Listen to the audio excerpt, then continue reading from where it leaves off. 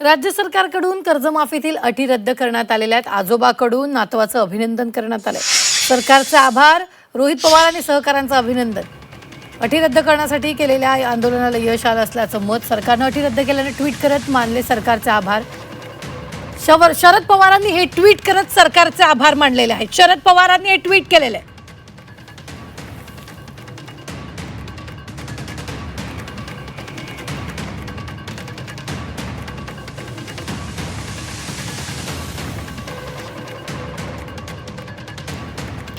शरद पवारांनी हे ट्विट केलेलं आहे।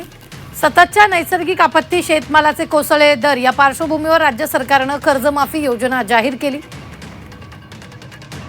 पण सदरील कर्जमाफी योजनेत शासनानं 2019 कर्जमाफी योजनेचा लाभ घेतलेल्या शेतकऱ्यांना 50,000 रुपयापर्यंतचा कमाल लाभ देण्याची घातलेली अटच, नियमित कर्ज भरणाऱ्या शेतकऱ्यांना 2025, 2026, 26 ते 27 पीक कर्ज भरण्याची घातलेली अट, यामुळे लाखो शेतकरी कर्जमाफी योजनेपासून वंचित राहण्याचा धोका होता।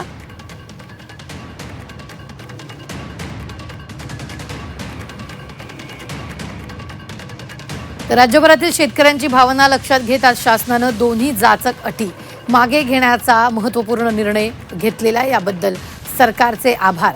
या दोन्ही अटी मागे घेण्यासंदर्भात लढा उभारणाऱ्या सर्व शेतकरी संघटना, त्याचे नेते, राजकीय पक्ष, त्यांचे नेते, तसंच यामध्ये प्रमुख भूमिका बजावणारे रोहित पवार आणि त्यांच्या सर्व सहकाऱ्यांचे अभिनंदन।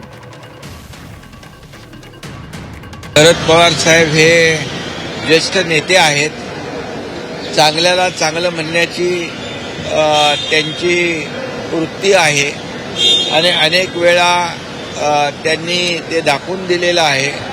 परंतु काही लोक जे आहेत, सरकारने किती चांगलं काम केलं तरीसुद्धा त्याला सरकारवर आरोप करण्याचं, टीका करण्याचं, जे काही खोटं बोला पण रेटून बोला, अशा प्रकारची वृत्ती काही विरोधी पक्षातल्या लोकांची आहे।